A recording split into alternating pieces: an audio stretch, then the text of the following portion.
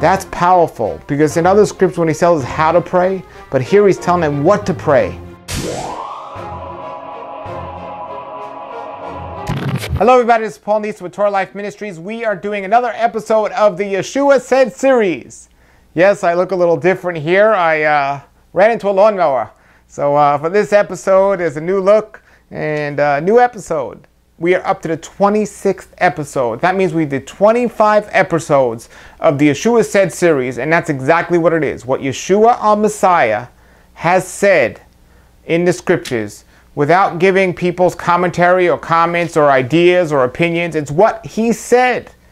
You can make what of you want, but I want to know what he said. That should be the most important thing to every believer, is the Yeshua Said series. And you can go check out the other videos on my website, episodes of this. But we are going to be reading today Matthew 9:14, and we are going to try to go all the way to 9:38 and finish up chapter 9 of Matthew. And looking at the Yeshua Said series, 9:14 we're starting with, and we're going to do that here. So 9:14 Yeshua Said series, it says, and we looked, you could see the last one, 9:13, us ending, and you can go and look and see that previous episode. But here it says, then the disciples of John came to him saying. So again, even though this is Yeshua Said series, I'm just reading straight through, and I'm going to emphasize and talk about when Yeshua spoke. So the disciples of John, came to him saying, why do we and the Pharisees fast much? So now they are comparing themselves to the Pharisees and talking about something that they do. Now remember, Yeshua actually came and was rebuking the Pharisees for doing so much work and not looking at the spirit of things. And it's not all about work. It's also about attitude. Well, that's what they said. Okay, so I'll comment about what they said, but now Yeshua, I just want to tell you what he said. Okay, so it says, why do we and the Pharisees fast much and your disciples do not fast? And in verse 15 of Matthew 9, it says, and Yeshua said to them, and for those of you watching that don't know who Yeshua is, his name, you call him Jesus, but somebody said, well, why do you call him Jesus? Well, his name's Yeshua, that's why. And Yeshua actually means Yahweh's salvation. And in Hebrew, all of the names had a meaning, and that's what his meaning was, the salvation of our Creator. And now, where did Jesus come from? That's a whole nother topic for a whole nother time. But some people mistakenly think if you translate Yeshua into English, you have Jesus. No, you have Joshua. So you can see other videos and find out where we got the name Jesus. But whatever you decide to call him, this is the Yeshua Said series, and it says, and Yeshua said to them. So now we're going to see what Yeshua said. And remember, he was talking to the disciples of John who were comparing themselves to the Pharisees. It says, can the sons of the bride chamber mourn as long as the bridegroom is with them? But the days will come when the bridegroom will have been taken from them, and then they will fast. So basically, and we're going to see this continuing in the next idea that Yeshua has, is there's a time and place for everything. And that's basically what he's saying. You know, he liked to talk in parables, and he gave a great parable about the time when he'd be gone, and then it's time for them to fast. But he's here now, and it's not time for them to mourn now, but he's here now, and it's not time for them to be fasting now. Basically, there's a time and place for everything. So going on to 16, it says, no man places a new patch on the worn out garment, lest its seam should tear away from the garment, and the hole will be greater. And do they not place new wine in worn out wineskins, lest the wineskins should rip, and the wineskins are destroyed, and the wine should pour out, rather than place new wineskins, and both them are preserved. There's so many translations to what was just said right here about the wineskins and the old and the new. And again, I'm not trying to, and let me correct that word, there's so many commentaries on this. And I'm not trying to give a commentary on it. I'm telling you, basically, it's simple. It says here, first we were talking about people. why do you guys do this? So there's a way to handle every situation, and there's a time and place for every situation. And he's talking about new wineskins and old wineskins, and what goes with the new and what goes with the old. Something fits every situation best. And Yeshua spent his whole ministry telling people what fit best for who, at what time, and what place. That's it, right? That's what he said. That's what he said. You know, and in verse 18, as he was speaking these things to them, behold, one ruler coming worshiped before him, saying, my daughter has just now died, but come lay your hand on her, and she will live. Now, we spoke in other episodes about people giving Yeshua the proper respect of who he was and trusting who he is. We see other episodes saying a Roman soldier or a leader of the Roman soldiers or somebody, they would classify them as that, even them giving Yeshua the respect and the trust and faith in Yeshua. But this doesn't say who the ruler was. It doesn't say if it was let's say call it an enemy ruler of the Jewish people or a Jewish person. It just says a ruler. And it says, so continuing, and rising up, Yeshua and his disciples followed him. So action speaks louder than words, they say, right? So here, Yeshua just got up and he's following him. So that says a lot. So something this man said got Yeshua to come. So even though Yeshua didn't say anything, his actions are saying, okay, okay. So, and behold, a woman who had a flow of blood for 12 years came near behind him and touched the fringe of his robe. Again, there's a lot of significance or a lot of commentary about this particular incident. And great commentary, I'll say that, but that's not what this series is about. It's what Yeshua says, not what happened and why, but what Yeshua says. And for she said within herself, so she said to herself, if I only shall touch his robe, I will be cured. And then verse 22, but turning and seeing her, Yeshua said, now this is what we want to focus on. Yeshua said, and that's what I recommend you all do is get your scriptures, and the next time you're reading through the Gospels, underline or highlight the word. Every time you see the word Yeshua said, underline or highlight that. Yeshua said, and focus on what he says. So he says, be comforted, daughter. Your faith has healed you. And the woman was healed at that moment. So first thing he said was be comforted. You know, he's called the comforter. Be comforted. He put her at peace. Because obviously this lady was distraught, and most people would be as well over situations like this. So before anything, he wants her to feel peace. He wants her to be at peace. So he tells her to be at peace, number one. Now he could have just said you're healed or you'll be healed, and maybe that would have put her at peace.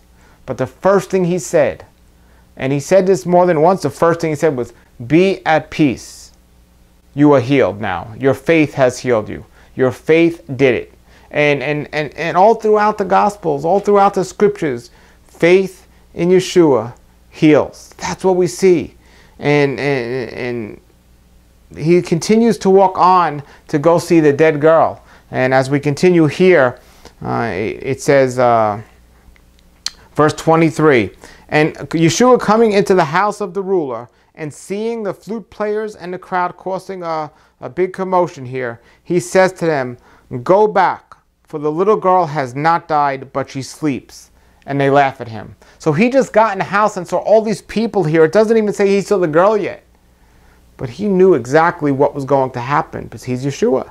And he told them all to leave. She hasn't died. But they already saw her dead. But he said, leave. She hasn't died. So look at that. What Yeshua said, leave. She hasn't died. And how many of them there had faith in that and what Yeshua said? You know, I know it appears she's dead. It appears she died, but she hasn't. And did they say, yes, we have faith in your word, she's not dead? No. They laughed at him. It says, and they laughed at him. But when the crowd had been put out, entering, he took hold of the hand, and the little girl rose up. And of course, I believe the faith of the ruler that brought Yeshua to her had something big to do with this. In verse 26, and a report went out into all that land, and Yeshua passing on from there. So after that, the report went out in all the land, and then it says, and Yeshua passing on from there, 2 blind ones followed him, crying and saying, have pity on us, Son of David. Now Yeshua was walking here, and he wasn't walking fast, and he wasn't walking around different turns. He was just walking straight. And how do I know that? Because 2 blind men were following him. 2 blind men cannot follow somebody who's running or swerving around. No, so Yeshua was walking. They were 2 blind men followed him, crying and saying, have pity on us, Son of David. They acknowledged who he was. And it says 28, and coming into the house, the blind ones came near to him. And Yeshua said to them, do you believe that I'm able to do this? And they said to him, yes, Master. Again, faith. It's coming down, folks, to faith. And Yeshua knows this. He's saying this, and these people are confessing this. As opposed to the people that were just laughing at him about healing this girl. And here you have 2 blind men saying, yes, we have faith. And then he touched their eyes, saying, according to your faith, let it be to you. And, so Yeshua has such an emphasis on faith. Yes, works is important. Yes, instructions and keeping Torah and doing things are important. But what Yeshua is saying here is about faith. Your faith has healed you.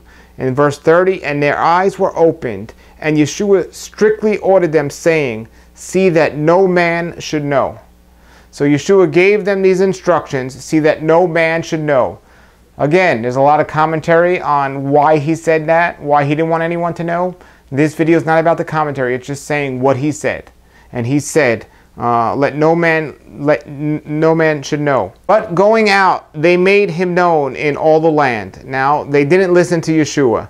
And it'd be very hard to do so. I mean, if you're told that you've just been healed, or you've actually just been healed of being blind, if you've been blind for a long time or any time, it's really hard to keep that inside. It goes on to say, they were going out, and behold, they brought to him a dumb man having been possessed by a demon. Now, I don't know if it was the 2 blind men that brought the dumb man, or if it was somebody else that brought the possessed person. But as it says they just left the 2 blind men who were telling everybody, it assumes that it could have been them. But regardless, it says in verse 33, and the demon being cast out, the dumb one spoke, and the crowds marveled, saying, never was it seen this way in Israel. So now you have a whole group of people that were just laughing at him, and now here they are saying, marveling at him, saying, never has it been seen in Israel like this. Verse 34, but the Pharisee says, he cast out the demons by the ruler of the demons. And Yeshua went about all the cities and the villages, teaching in the synagogues and proclaiming the good news of the kingdom, and healing every sickness and every weakness of body among the people. So this right here actually is one of the scriptures I used to support my healing ministry right here of what Yeshua was doing. He was going out and healing. And he was healing based on people's faith. That's amazing. Amazing. So we continue here, verse 36. And seeing the crowds, he was moved with pity concerning them, because they were weary and scattered, like sheep having no shepherd. So even though he didn't say it, this is how he was feeling. He wasn't feeling too good because these people had no one leading them. And then verse 37, then he said to his disciples, Yeshua said to his disciples, remember, Yeshua said, the harvest is truly great, but the workers few. So there's so many people that need him. They need the gospel. They need the good news. They need this, but there's not enough people getting this out. And he said this to his disciples, the ones that were told to go out and bring this news. And in verse 38, he says, pray then that the master of the harvest may send out workers into his harvest. So he basically told his disciples to pray that the master of the harvest, the father, would send more people out to help these scattered sheep. And it just shows you the heart of Yeshua. He wanted these people to be helped. He didn't want them to be running around with no master. He wanted them to be helped, and he was asking his disciples to pray that. That's powerful, because in other scriptures when he tells us how to pray, but here he's telling them what to pray. He's telling them what to pray. Pray that there'll be more workers, more people to minister, to gather and help and lead these people that are running around with no leader. That is another episode, another chapter of the Yeshua Said series. If you have any comments or questions, put them below the video. We'll be doing the next chapter, chapter 10, coming up in the next episode. And that'd be part 27. We got a long ways to go, but we're taking our time because we're seeing what Yeshua had to say. Post your comments or questions below this video. And until then, everybody, have a great day, and shalom, shalom. Hello everybody, this is Paul Neeson, your Health Watchman. Thank you for checking out my channel. If you'd like more Bible-related videos, you can click right here now to subscribe to my YouTube channel, and you can get a whole bunch of great videos on these topics. If you want to check out my website, TorahLifeMinistries.org, where I have so many different videos, you can click right here right now, and it'll take you to that website as well. Until then, everybody, have a great day, and shalom, shalom.